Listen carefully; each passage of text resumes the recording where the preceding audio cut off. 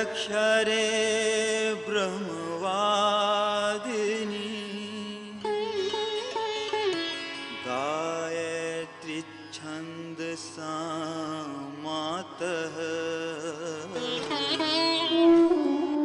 ब्रह्मयोनिर्नमोऽस्तु ते।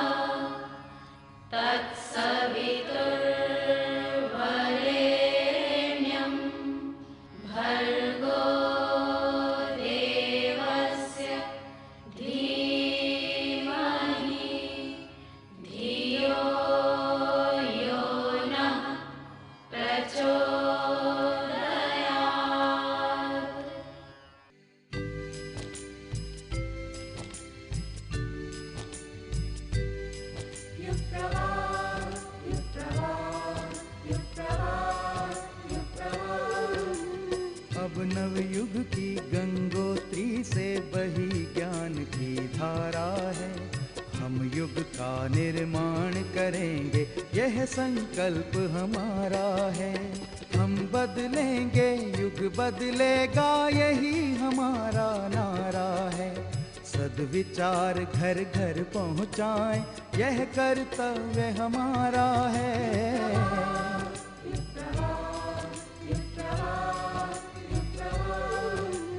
चलो बढ़ें, कुछ अच्छा कर लें, युग ने हमें पुकारा है।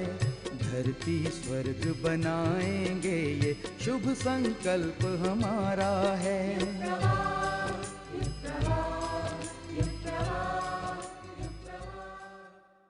नमस्कार मित्रों, युग प्रवाह के इस अंक में आप सभी का स्वागत है।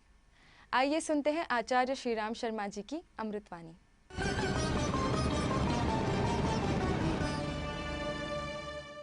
उपासना, नज़दीक बैठना। उपासना माने नज़दीक बैठना। नज़दीक बैठने का एक असर होता है, नज़दीक बैठने का भी असर होता है।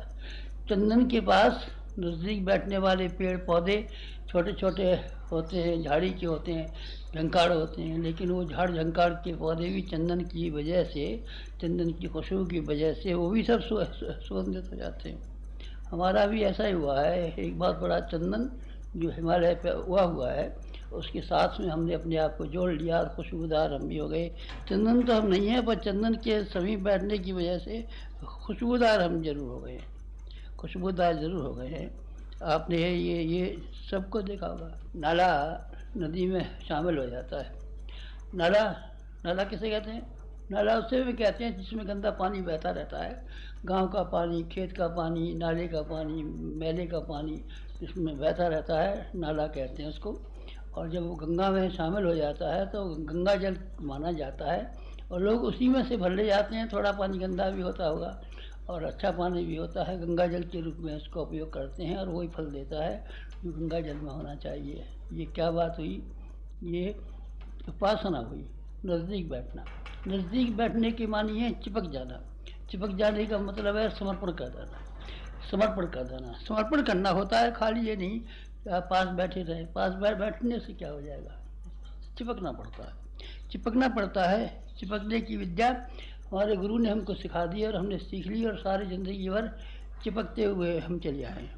बड़ों के साथ में हम चिपकते चले गए। शादी होती है, कोई स्त्री बेचारी गांव की बिना पढ़ी किसी संपन्न आदमी के पास, किसके साथ में, सेठ के साथ, विद्वान के साथ, डॉक्टर के साथ शादी हो जाती है। उस लड़की की हैसियत 1 घंटे के बाद में बदल जाती है। वो गांव की गंवार नहीं रहती, फिर वो सेठानी हो जाती है, पंडितानी हो जाती है, डॉक्टरनी हो जाती है, जाने क्या हो जाती है। और उसके पति की मृत्यु हो जाए तो जो कुछ भी इसके पास संपदा थी पति की, 1 घंटे बाद उसकी मालकिन हो जाती है। क्यों हो जाती है? कि उसने सौंप दिया अपने आप। समर्पण की बात मैं कह रहा हूँ। उपासना समर्पण का नाम है। बूंद अपने आप को समुद्र में गिराती है और अपनी हस्ती ख़त्म कर देती है, इसीलिए वो समुद्र बन जाती है। अगर अपनी हस्ती को ख़त्म नहीं करना चाहे तब वो बूंद ही बनी रहेगी। तब वो समर्थ नहीं बन सकेगी। यानी कहने का मतलब ये हुआ कि अपने आप को समर्पण करना पड़ता है, अध्यात्म में अद्वैत बनना पड़ता है भगवान को। भगवान माने ऊँचे सिद्धांतों को, आदर्शों को, महापुरुषों को अपने साथ में मिला लेना पड़ता है, या उनके साथ में मिल जाना पड़ता है, घुल जाना पड़ता है। बस इसी का नाम उपासना है। आप भी इसी तरह का सीखना। आप मछली वालों की तरीके से, चिड़िया पकड़ने वालों की तरीके से भजन मत करना।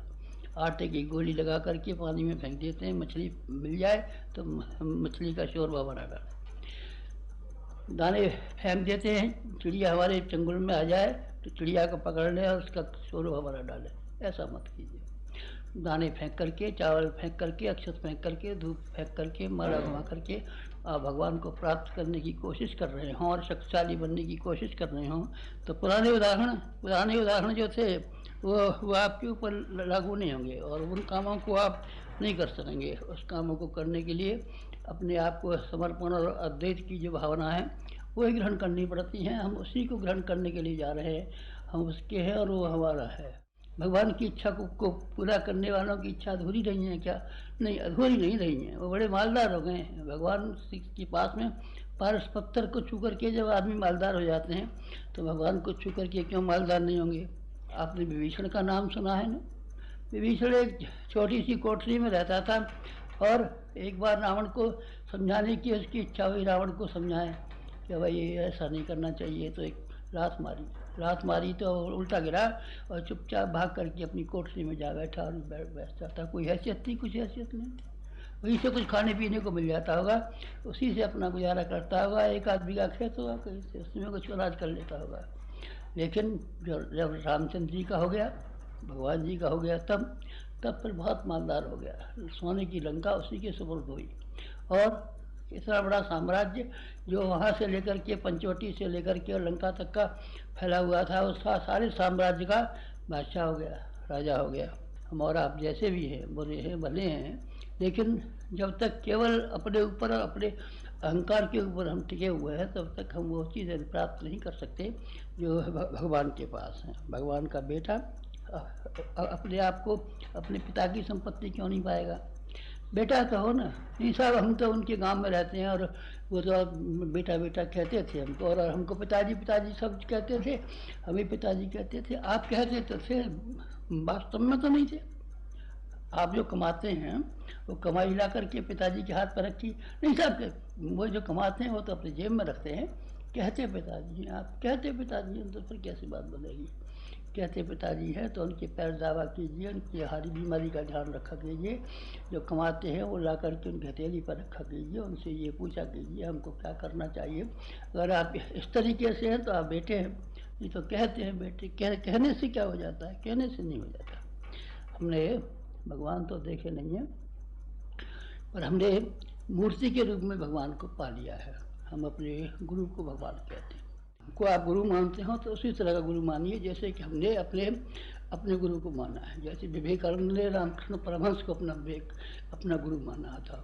बनना है तो इस तरह से बनाइए। बेकार के ढंग बनाने से कभी किसी का लाभ हुआ नहीं है, ना आपका लाभ हुआ है। अब तक हम आपके गुरु रहे हैं, हम आपके बड़े रहे हैं। क्या लाभ हुआ बताना जरा? अभी तो कोई लाभ नहीं हुआ आपका, और आगे क्या लाभ होगा? कुछ भी लाभ नहीं होगा। लाभ उठाना है। हम जो शक्ति एकत्रित कर रहे हैं उस शक्ति में से आप भी हिस्सेदार बनने के इच्छुक हों तो आप उसी तरह के कदम उठाइए जैसे कि हम कदम उठाने के लिए जा रहे हैं। बस।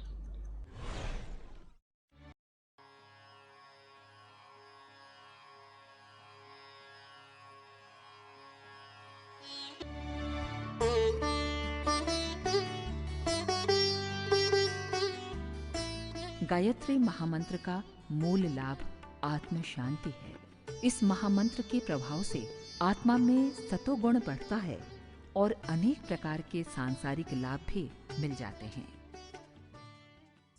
दोस्तों, अभी आपने सुनी सिद्ध पुरुष की सिद्ध वाणी। अब हम आपको ले चलते हैं गायत्री परिवार के नाम से विश्व भर में फैले उनके शिष्य समुदाय द्वारा चलाई जा रही गतिविधियों की ओर, जो कि श्रद्धा निष्ठा के साथ अनवरत रूप से जुटे हुए हैं अपने आराध्य गुरुवर के सतयुगी सपने को साकार करने में। तो लीजिए समाचारों की श्रृंखला जागृति के अग्निकण।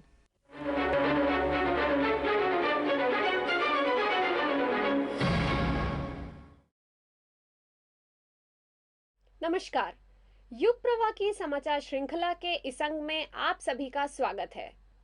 मध्य प्रदेश के खंडवा में पाटीदार समाज द्वारा गायत्री परिवार के वृक्ष गंगा अभियान से अभिभूत होकर ग्राम सिरसौद द्वारा 8 एकड़ जमीन दान दी गई। इसी के अंतर्गत ग्राम सिरसौद में 2500 वृक्षों का रोपण किया गया।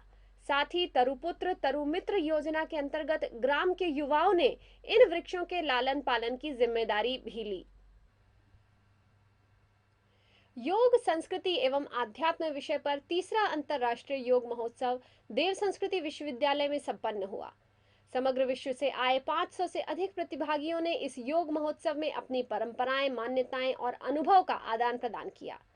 महात्मा गांधी एवं लाल बहादुर शास्त्री जी की जयंती पर पूर्व शंकराचार्य स्वामी सत्यमित्रानंद गिरी जी, श्रद्धेय डॉक्टर प्रणव पंड्या जी, पद्मश्री डॉक्टर BR कार्तिकेयन एवं इटली के भाई हरि सिंह खालसा की गरिमामय उपस्थिति में इस 5 दिवसीय योग समारोह का शुभारंभ हुआ। समारोह में प्रतिदिन आध्यात्म सत्र, विज्ञान सत्र एवं अनुभव सत्र के माध्यम से विश्व भर से आए वक्ताओं एवं शोधकर्ताओं ने अपने वक्तव्य प्रस्तुत किए। देव संस्कृति विश्वविद्यालय में international festival of yoga, culture and spirituality का आज कैसा सुंदर संयोग हो रहा है। जब जब हम सब लोग योग करें, उसके साथ संस्कृति को जोड़ें। संस्कारी व्यक्ति और योगी जीवन में एक रस को प्राप्त करता है। भौतिक रस कम हो जाते हैं, अंतर के रस की धारा और शोध खुलता है, और फिर वो कहता है रसो वही सहा, रसो वही सहा। सच्चा सुख तो आत्मा का सुख है। When there is a friendship between the two, like Ganga and Yamuna, Ganges going from here, Yamuna coming from over there from Delhi, when they combine together, there is a Ganga Saraswati coming in between, and that becomes at the Sangam. This Saraswati is spirituality, biological nature, psychological nature. In between comes the spiritual nature. When these two combine together, then the spiritual nature comes. Let this spiritual nature come, and let there be unity, and let there be a total transformation. Problems of today, solutions for tomorrow. Decades ago, Gurudev Pandit Sriram Sharma Acharya ji said, I quote, "The numerous problems and crises in the society have arisen because of man's own irresponsible wrong actions. However, it is the responsibility of mankind itself to correct the wrong. There is no other option. The tendency of thoughtless extravagance has crossed all limits of decency. Humanity begins with culture and civilized behavior. Everyone, therefore, must develop an awareness of virtues, actions, character, and disposition worthy of a cultured individual." योग समारोह में जहां प्रतिदिन यज्ञ, वैकल्पिक चिकित्सा जैसे विशेष कार्यक्रमों में प्रतिभागियों ने भाग लिया, वहीं विविध सांस्कृतिक कार्यक्रमों ने उनका मन मोह लिया।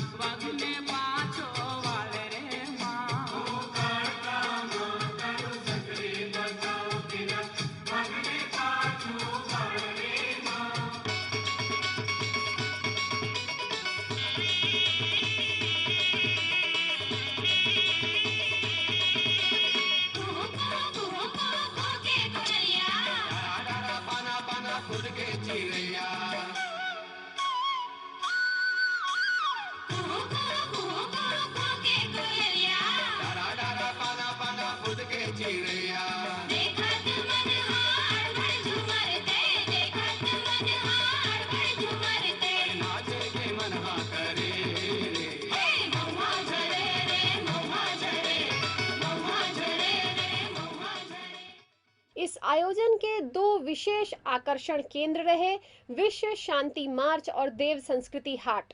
समग्र विश्व के राष्ट्र ध्वजों को हाथ में लेकर शांति मार्च निकाला गया।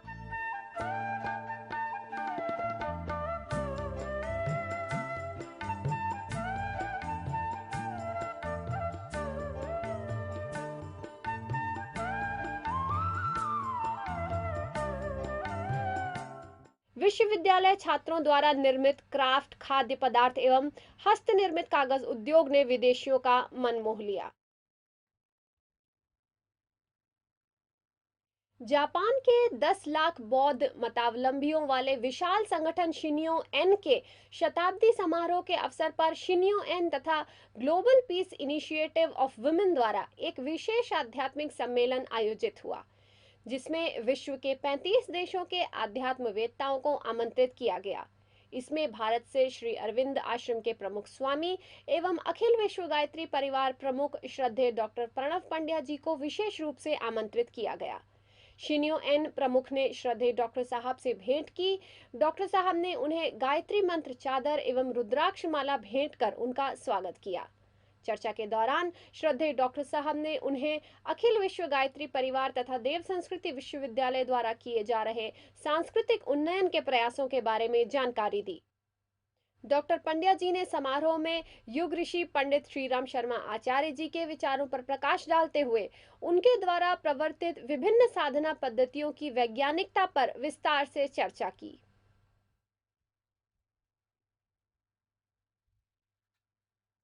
आदरणीय डॉक्टर साहब के इस विदेश प्रवास में जापान के टोक्यो शहर में प्रमुख उद्योगपतियों एवं गणमान्य नागरिकों के बीच एक विशेष उद्बोधन कार्यक्रम आयोजित हुआ।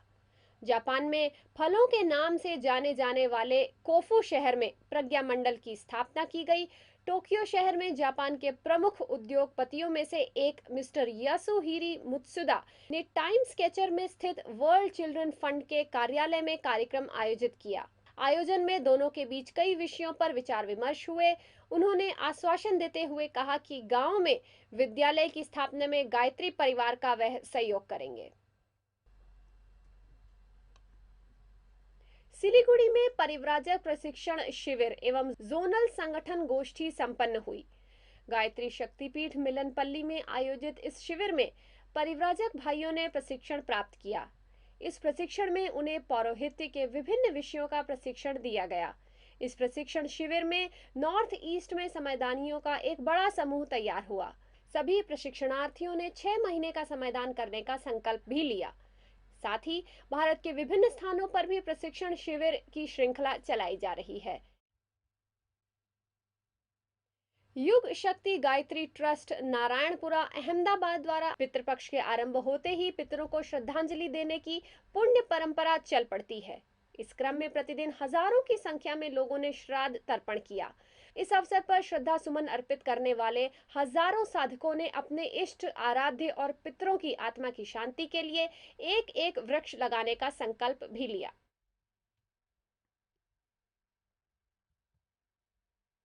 पूर्वजों को श्रद्धा सुमन अर्पित करते श्राद्ध तर्पण के समापन के साथ ही अपनी आंतरिक शक्तियों को जगाने का महापर्व आता है, अश्विन नवरात्र।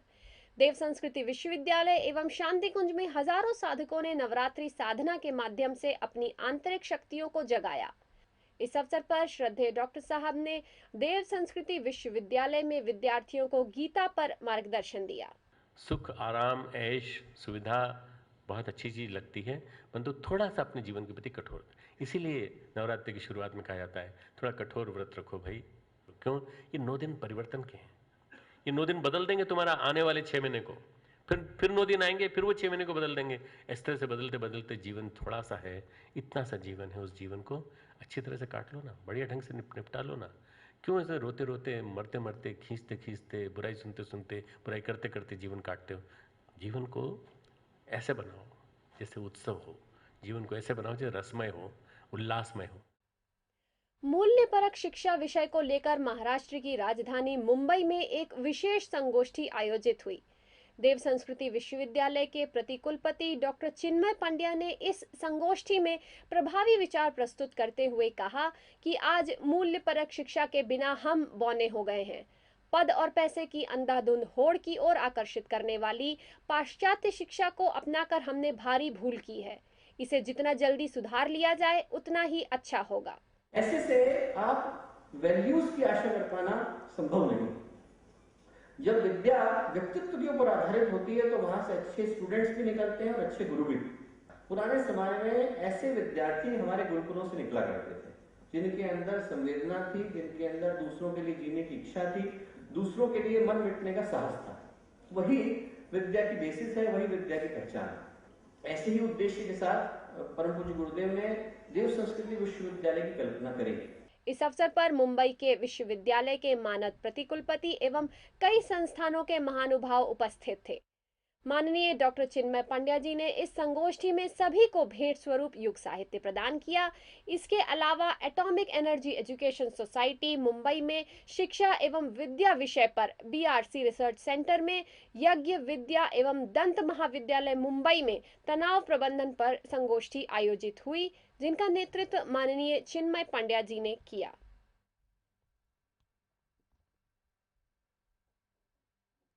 नर्मदा के तट पर स्थित 12 ज्योतिर्लिंगों में से प्रमुख ओमकारेश्वर ज्योतिर्लिंग में गायत्री शक्तिपीठ का निर्माण कार्य पूर्ण हुआ। आने वाले दिनों में यात्रियों को शिव और शक्ति के विराट रूपों के दर्शन होंगे। मध्य प्रदेश के मालवा एवं निमाड़ क्षेत्र के 2500 से अधिक साधकों के द्वारा श्रद्धेय डॉक्टर प्रणव पंड्या जी एवं शैल दीदी की उपस्थिति में प्राण प्रतिष्ठा संपन्न होगी।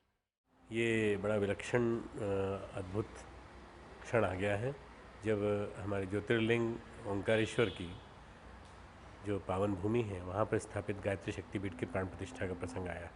ये हमारे सपनों का शक्तिपीठ है। हम बहुत दिनों से चाहते थे कि ये शक्तिपीठ जल्दी बनकर तैयार हो। गायत्री और महाकाल दोनों एक दूसरे के पूरक हैं और परम पूज्य गुरुदेव ने ये संकल्प लिया था, कितना पहले 1979 में लिया था, 89 में संकल्प लिया था और वो संकल्प पूरा होते होते अभी इतने दिन हो गए और फिर अपने भाइयों ने मिलकर के इसको पूरा कर दिया। इस क्षेत्र के 4000 गांवों में निमंत्रण एवं पूज्यवर के विचारों को पहुंचाने के लिए शक्ति कलश शांति कुंज से रवाना हुआ। इस अवसर पर शैल जी ने शक्ति कलश का पूजन किया। दक्षिण भारत के कोयंबटूर केरल जोन द्वारा जगह जगह पर गणेश चतुर्थी एवं गायत्री यज्ञ कार्यक्रम संपन्न कराए गए। इनमें विभिन्न समाज के परिजनों द्वारा विभिन्न जगहों में कार्यक्रम आयोजित किए गए। इनमें सरकारी, गैर सरकारी सभी वर्ग के परिजन शामिल होकर कार्यक्रमों को सफल बनाने में योगदान दिया। इस क्रम में कोट्टायम में 5 कुंडीय गायत्री यज्ञ आयोजित करके गणेश चतुर्थी का पर्व मनाया गया। इसी तरह कालीकट केरल में 7 दिवसीय प्रशिक्षण शिविर का आयोजन किया गया, जिसमें 99 मलयाली प्रतिभागियों को ढपली, युग गायन, कर्मकांड आदि का प्रशिक्षण दिया गया। ज्ञातव्य हो कि नवंबर 2012 में कालीकट केरल में 1008 कुंडीय गायत्री महायज्ञ आयोजित होने जा रहा है। इसी हेतु प्रचार प्रसार का कार्य विभिन्न जगहों में विभिन्न माध्यमों से संपन्न हो रहा है। युग पुरुष पंडित श्रीराम शर्मा आचार्य जी की पावन जन्मभूमि आवलखेड़ा में सूर्य मंदिर, ब्रह्म कमल एवं साधना कक्ष का निर्माण कार्य तेजी से चल रहा है। आदरणीय डॉक्टर प्रणव पंड्या जी ने वहां पधारकर निर्माण कार्य का निरीक्षण किया और वर्तमान के नवनिर्माण में भावी गतिविधियों की रूपरेखा के बारे में मार्गदर्शन किया। परम पूज्य गुरुदेव पंडित श्रीराम शर्मा आचार्य जी की जन्मस्थली पर एक स्मारक बन रहा है, जिसका हम आने वाले 6 महीने के अंदर उद्घाटन करने जा रहे हैं। एक बड़ा समारोह मनाएंगे और जो पुराना स्मारक था उसके स्थान पर एक नीचे एक प्रदर्शनी और ऊपर एक सूर्य मंदिर, एक मेडिटेशन हॉल और उसी के साथ में एक दो तल वाला एक हमने ऑफिस बनाया है। और ये ज़्यादा बड़ी जगह है क्योंकि यहाँ पर हम गुरुदेव के जीवन दर्शन को ज़्यादा से ज़्यादा दिखा सकते हैं और यहाँ बैठ के लोग ध्यान कर सकते हैं। इस प्रवास में आदरणीय डॉक्टर साहब ने मथुरा में आदरणीय मृत्युंजय भाई साहब एवं अन्य वरिष्ठ परिजनों के साथ मिलकर भावी गतिविधियों के बारे में चर्चाएं की। विश्व प्रसिद्ध तीर्थ नगरी हरिद्वार के सप्त सरोवर परिसर में भारत माता मंदिर ट्रस्ट के प्रमुख पूर्व शंकराचार्य स्वामी सत्यमित्रानंद गिरी जी के नेतृत्व में 1008 कुंडीय श्री गणेश महायज्ञ का आयोजन किया गया, जिसका शुभारंभ गायत्री परिवार प्रमुख डॉक्टर प्रणव पंड्या ने ध्वजारोहण के साथ किया। स्वामी सत्यमित्रानंद गिरी जी ने मंत्र चादर भेंट कर मुख्य अतिथि का सम्मान किया। श्रद्धेय डॉक्टर साहब ने महायज्ञ में प्रतिभागियों को संबोधित करते हुए यज्ञ के तत्व दर्शन, धर्म के मर्म, तीर्थ सेवन के महात्म तथा नागरिक कर्तव्यों के बारे में मार्गदर्शन देते हुए गायत्री परिवार के उद्देश्यों, गतिविधियों व जनहितकारी क्रियाकलापों के बारे में विस्तार से समझाया। स्वामी जी महाराज के हाथों में सनातन धर्म सुरक्षित रहा है और हमारे सनातन धर्म के लिए जो उन्होंने भारत और विश्व भर में घूम घूम कर अपने जैसे वचनों के द्वारा जो सेवा की है उसका कोई मुकाबला नहीं। हमारे परम पूज्य गुरुदेव कहा करते थे कि इस मिशन के लिए, गायत्री परिवार के लिए, करोड़ों लोगों के मिशन के लिए अगर कोई सन्यासी है एकमात्र तो वो सत्यमित्रानंद जी हैं और कोई नहीं। इस अवसर पर पूज्य गिरि जी महाराज के अलावा तीर्थ नगरी के कई पूजनीय संत एवं देश विदेश से आए भक्तगण उपस्थित थे। और इसी के साथ इस अंक के समाचार समाप्त हुए। अगले अंक में फिर मिलेंगे नए समाचारों के साथ। तब तक के लिए इजाजत दीजिए। नमस्कार।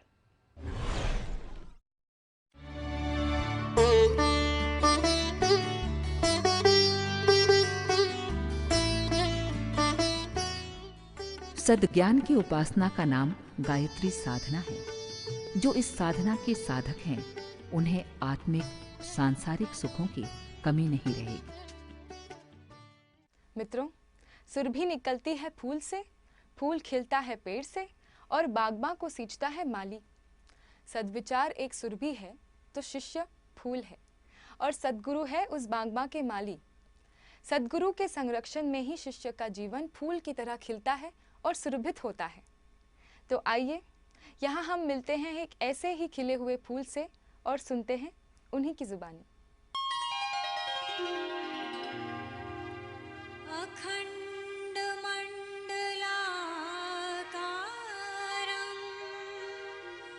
व्याप्तं येन चराचरं तत्पदं दर्शितं येन तस्मै श्री गुरुवे नमः। घटना 22 दिसंबर 2003 की है। मेरा एक चचेरा साला मेरे घर पे रहता था। मैंने बहुत बचपन से बहुत छोटा था, लगभग 4-5 वर्ष का था तब मैं उसको घर पे लाया था। तभी से मैं उसको पढ़ाया लिखाया। घर पर मेरे बेटे के रूप में रह रहा था। 22 दिसंबर के दिन मैं उसको थोड़ा डांट फटकार दिया। खाना खा रहा था, मैंने एक आध झपड़ लगा भी दिया। वो इतना नाराज़ हो गया, मार खाने का इतना नाराज़ हो गया बिना बताए वो अपने घर की छत से वो दूसरे की छत पे जा कर के भाग गया। मैं रात में परेशान रहा, खोजता रहा कहीं पता नहीं चला। दूसरे दिन खोजता रहा, कहीं पता नहीं चला। खोज में कहीं नहीं आया, तलाश नहीं कर मिला। और रात में ऐसा कुछ मुझे आभास हुआ। मैं 2-4 ऐसे लोगों के पास गया जो भविष्यवक्ता थे। उन्हें बताया इस बात को कि अभी तो आपका बच्चा बहराइच में है लेकिन वो निकलने के मूड में है, हो सकता है रात निकल जाए। रात में वो निकल गया। निकलने के बाद वो गोंडा पहुंच गया रात में 11 बजे। गोंडा में उसको झंझी ब्लॉक में हमारे एक खास रिश्तेदार रहा करते थे।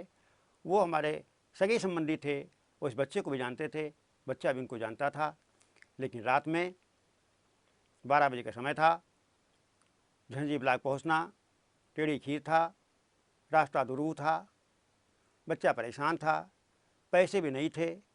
रिक्शा करने के लिए मन तो चाहता था, कर नहीं सकता था, जेब में पैसे नहीं थे। इतने में उसे एक चमत्कार दिखाई दिया। एक अपरिचित व्यक्ति कुर्ता पहने हुए, धोती पहने हुए, खद्दर की धोती, खद्दर का कुर्ता पहने हुए, खड़ाऊ पहने हुए उस बच्चे के पास आते हैं और उस बच्चे से पूछते हैं, बेटा तुमको कहाँ जाना है? वो बेटा कहता है मुझे झंझी ब्लॉक जाना है। चलो बेटे चलो हमारे साथ बैठो, आओ हमारे साथ रिक्शे बैठो, हम तुमको वहाँ से पहुँचा देंगे। वो बच्चा उन्हीं के साथ बैठ जाता है और वो झंझी ब्लॉक पहुँचा देते हैं। झंझी ब्लॉक तो पहुँचता है रिक्शा वाला। वो सज्जन जो बैठ के गए उस बच्चे के साथ, उस बच्चे से कहते हैं देखो बेटा ये जिनका तुमने नाम बताया था, अमुक तुम्हारे ये रिश्तेदार का ये मकान है, अमुक मकान है और ये शाम में चले जाओ, सिरे चले जाओ। तो उस बच्चे ने कहा कि बाबा जी कुत्ते भूख रहे हैं। तो उन्होंने कहा नहीं बेटे चलो कुत्ते नहीं काटेंगे, हम कुत्तों को शांत कहते हैं, कुत्तों को डांट दें, कुत्ते नहीं काटेंगे। और वो सीधे फिर उतर लिया रिक्शे से, जाने लगा। जब जाने लगा तो उसने कहा बाबा जी हमारे पास पैसे नहीं हैं, हम रिक्शे वाले कैसे पैसे देंगे? तो तो बाबा जी ने कहा नहीं नहीं बेटे तुम जाओ, पैसा हम दे देंगे, तुम जाओ, चले जाओ, कोई चिंता मत करो, तुम जाओ, सामने मकान है पहुँच जाओगे और कुत्ते नहीं बोलेंगे। वो जाने लगा, फिर पीछे मुड़ करके देखता है ना वहाँ रिक्शा दिखाई देता है और ना वो बाबा जी जो सज्जन बैठा के ले गए थे वो भी दिखाई नहीं देते हैं। वो चला गया, रात भर रहा उनके यहाँ और मैं इधर रात भर छटपटाता रहा, गुरुदेव के चरणों में ध्यान लगाता रहा, गुरुदेव से अनुनय विनय करता रहा, गुरुदेव से अपनी व्यथा के लिए रोता रहा, हे प्रभु हमारी व्यथा सुनिए, मैं किसको मुँह दिखाऊंगा, ये ऐसा रिश्ता नाजुक रिश्ता होता है, मेरी बहुत बड़ी बदनामी हो जाएगी, मैं क्या करूँ, कहाँ जाऊँ। गुरुदेव ने मुझे प्रेरणा दिया कि बेटे किसी को भेजो, अमुक स्थान पे भेजो, हो सकता है बच्चा मिल जाए। मुझे प्रेरणा मिली गुरुदेव की ओर से, परमनिया माता जी की ओर से, मैंने अपनी चपरासी को भेजा वहाँ, मेरा चपरासी वहाँ गया और उसी रिश्तेदार के यहाँ झंझी ब्लॉक में उसको पा जाता है और जो साथ लेकर के आ जाता है, जब तीसरे दिन बच्चा साथ आता है, घर पे वापस आता है, मिलता है और बरामदे में हमारे परम पूज्य गुरुदेव की परम वंदनीय माता जी की फ़ोटो लगी हुई थी। जब फोटो की उस निहारता है, देखता है तो कहता है, ये हमसे पूछता है जीजा जी ये कौन हैं, जो कुर्ता पहने हुए हैं, धोती पहने हुए हैं और खड़े हुए हैं, कौन हैं, यही तो हमको मिले थे, यही हमको मिले थे, हमको रिक्शे बैठाए, हमारे साथ साथ गए, हमको झंझी ब्लॉक तक मकान तक पहुंचाया और कहा बेटा ये देखो मकान दिखाई दे रहा है, और इसके बाद वो वहाँ से अंतर्ध्यान हो गए। मेरी इस घटना ने मेरे हृदय को इतना गहराई छू लिया कि मैं बहुत ज़्यादा आभारी हो गया और मैं तब से मेरी और अगाध निष्ठा परम पूज्य गुरुदेव के चरणों में हो गई। मैं किन शब्दों में गुरुदेव के प्रति अपने भाव सुमन अर्पित करूं, अपने श्रद्धा सुमन अर्पित करूं। मैं तो कोटि कोटि नमन करता हूं और गुरुदेव से यही प्रेरणा, यही प्रार्थना करता हूं कि गुरुदेव ऐसी ही अपनी कृपा दृष्टि हमारे पर बरसाते रहें और अपने श्री चरणों में स्थान देते रहें, हमसे मिशन का काम लेते रहें।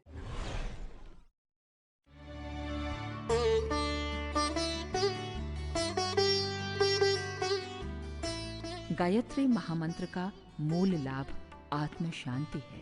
इस महामंत्र के प्रभाव से आत्मा में सतोगुण बढ़ता है और अनेक प्रकार के सांसारिक लाभ भी मिल जाते हैं।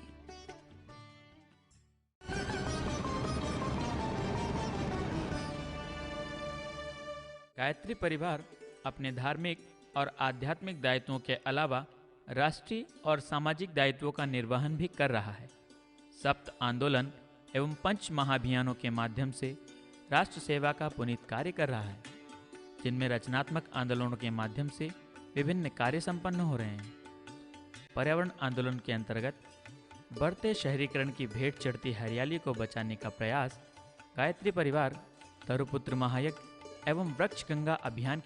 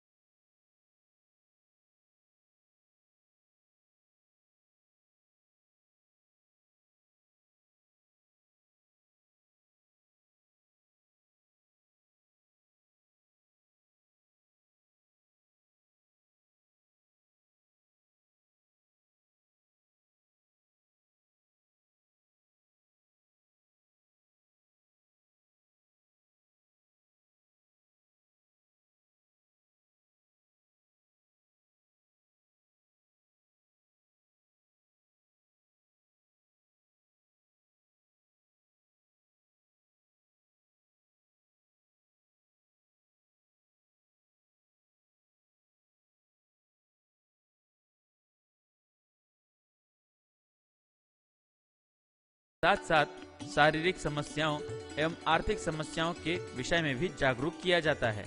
इस माध्यम के द्वारा क्षेत्रीय परिजनों ने व्यसन मुक्ति आंदोलन को एक नया विस्तार भी दिया है। दारू न पीना भैया, पागल फिरोगे तुम बाजार में, भूखे मरेंगे बच्चे, बीवी रहेगी इंतजार में। बिकेंगे गहना फिर क्या कहना, दर दर ठोकर खाना, होगी बड़ी खराबी, होगी बड़ी खराबी। नशा न करना मान लो कहना, प्यारे भाई बहना, होगी बड़ी खराबी, होगी बड़ी खराबी।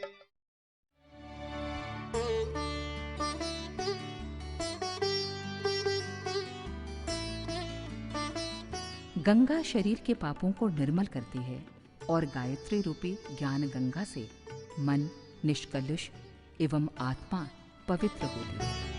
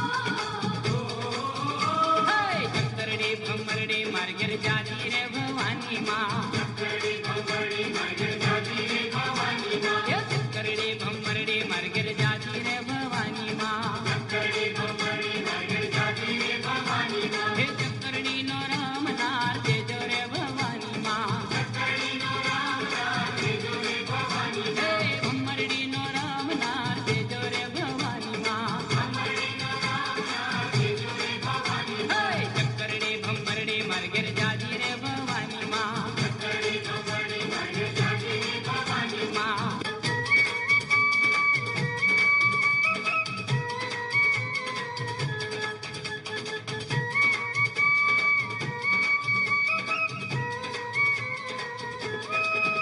अंधारी रे राखलड़ी माँ जिसल्या चार रसवार, अंधारी रे राखलड़ी माँ जिसल्या चार रसवार, अंधारी रे राखलड़ी माँ जिसल्या चार रसवार, अंधारी रे राखलड़ी माँ जिसल्या चार रसवार, काळे घोडे रे घोड चढ़े माँ काळका नो असवार, काळे घोडे रे घोड चढ़े माँ काळका नो असवार, काळका मावडी रे रणे चढ़्या माँ सोळ सखी गणगा, काळका मावडी रे रणे चढ़्या माँ सोळ सखी गणगा, सवा मणनू रे सुखलडू माँ अधमणनी फुले, सवा मणनू रे सुखलडू माँ अधमणनी फुले, बोल अंधारी रे राखलड़ी माँ जिसल्या चार रसवार, बोल अंधारी रे राखलड़ी माँ जिसल्या चार रसवार।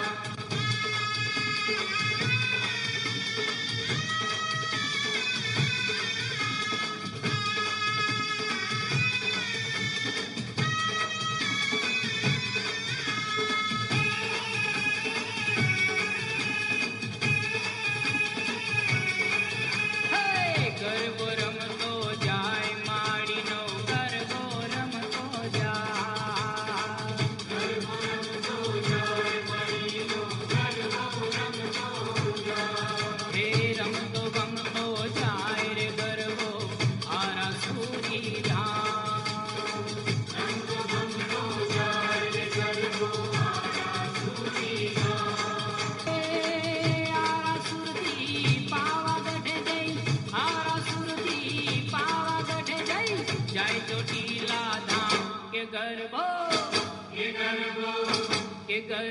रमतो गमतो जाय, सुर मंदिर ने द्वार मानो गरबो घुमतो जाय, गरबो रमतो जाय माई नो गरबो रमतो जाय, सुर मंदिर ने द्वार मानो गरबो घुमतो जाय, गरबो रमतो जाय माई नो गरबो रमतो जाय, सुर मंदिर ने द्वार मानो गरबो घुमतो जाय, गरबो रमतो जाय माई नो गरबो रमतो जाय, सुर मंदिर ने द्वार मानो गरबो घुमतो जाय।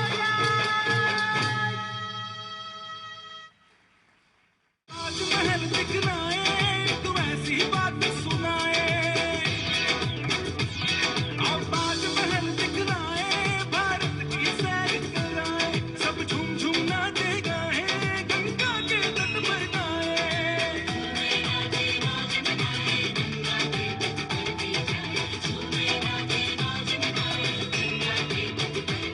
हम लगे हुए हैं प्यार के संदेश में,